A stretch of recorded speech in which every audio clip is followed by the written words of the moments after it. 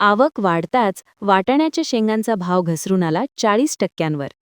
गत आठवड्यात असलेला 100 रुपये प्रति किलोचा भाव आला 40 रुपयांवर. गेल्या काही दिवसांपासून बुलढाणा बाजारपेठेत वाटाण्याच्या हिरव्या शेंगा दाखल झाल्या आहेत. मात्र आवक कमी असल्याने या शेंगांना सुक्या मेवाप्रमाणे भाव मिळत होता, ज्याचा शेतकऱ्यांसह व्यापाऱ्यांनाही चांगला फायदा झाला.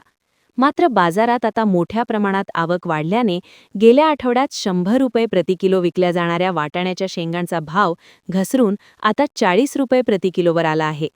शेंगांचे दर घसरल्याने एकीकडे सर्वसामान्य ग्राहक खुश आहेत, तर दुसरीकडे शेतकऱ्यांचा मात्र हिरमोड होताना दिसतोय.